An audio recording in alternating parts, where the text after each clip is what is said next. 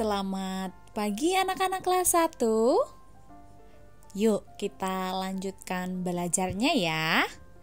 Kita akan masuk di pelajaran pendidikan lingkungan budaya Jakarta. Kita akan masuk di pelajaran 10.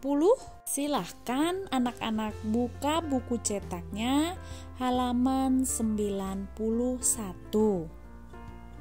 Ibu tunggu ya.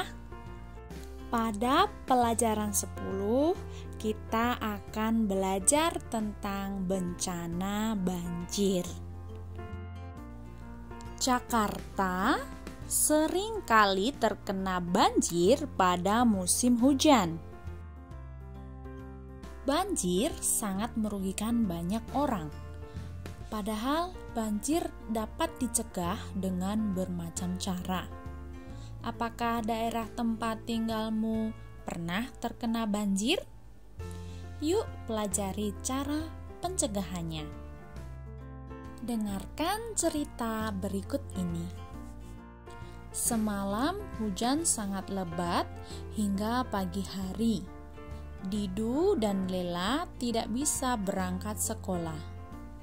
Babeh juga tidak bisa berangkat ke kantor. Hampir sebagian besar jalan tertutup air. Jadi semua berkumpul di rumah. Wah, padahal hari ini ada lomba, keluh Didu. Sabar ya Didu, mudah-mudahan hari ini banjir akan surut dan besok sudah bisa sekolah, kata Babeh. Kenapa sih ada banjir, Beh? Kata Didu kesal. Ada banyak penyebab banjir, salah satunya adalah sampah yang menumpuk, jawab Babeh. Babeh menjelaskan tentang banjir. Banjir adalah peristiwa meluapnya air di danau, sungai, selokan, atau aliran air lain. Akibatnya air mengenangi daratan dan terjadilah banjir. Biasanya banjir terjadi saat hujan terus-menerus sepanjang hari, sehingga aliran air tidak dapat menampung air yang berlebih. Banjir termasuk salah satu bencana alam. Jakarta kerap kali menghadapi banjir yang parah di musim penghujan. Jakarta harus selalu siaga menghadapi banjir setiap tahun. Salah satu banjir terbesar di Jakarta terjadi tahun 2013. Salah satu penyebab banjir adalah karena ulah manusia. Apa saja penyebab banjir? Masih banyak masyarakat yang buang sampah sembarangan di sungai. Akibatnya aliran air terhambat dan meluap.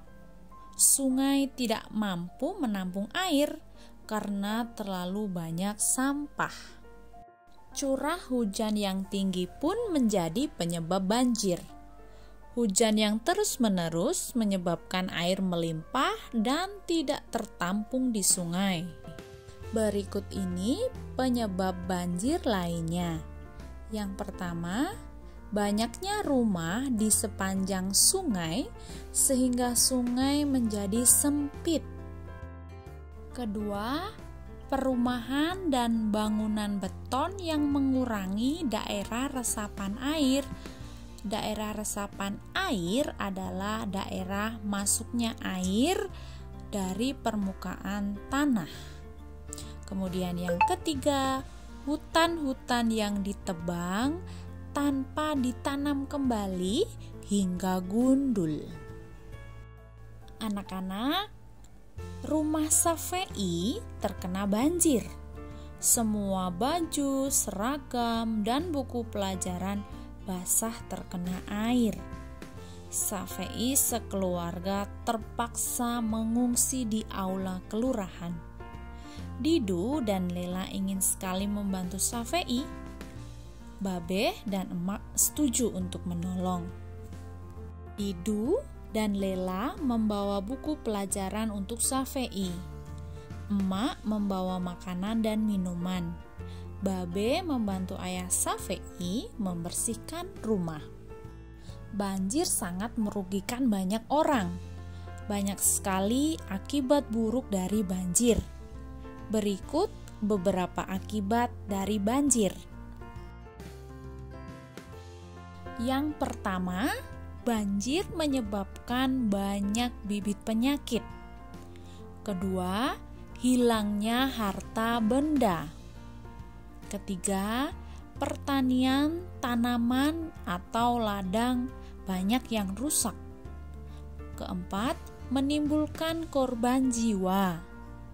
Kelima, rumah, sekolah, dan fasilitas lain rusak terendam air. Perumahan tempat tinggal Didu dan Lela tidak terkena banjir. Warga rajin bekerja bakti setiap hari Minggu. Salah satu cara mencegah banjir adalah kerja bakti. Semua warga harus ikut membersihkan selokan. Warga dilarang membuang sampah sembarangan. Kita cegah banjir bersama yuk. Berikut ini beberapa cara mencegah banjir. Yang pertama, kerja bakti membersihkan selokan. Kedua, membuang sampah pada tempatnya. Ketiga, melakukan reboisasi atau penghijauan. Keempat, tidak membangun rumah di pinggir sungai. Kelima, membuat sumur resapan. Keenam, membuat saluran air yang baik. Nah, anak-anak, itu tadi cara mencegah banjir. Nah, sekarang kita akan merangkum informasi pengetahuan yang telah kita dapatkan hari ini ya anak-anak. Anak-anak, kita sudah mengetahui bahwa banjir adalah peristiwa meluapnya air di danau, sungai, selokan, atau aliran air yang lain.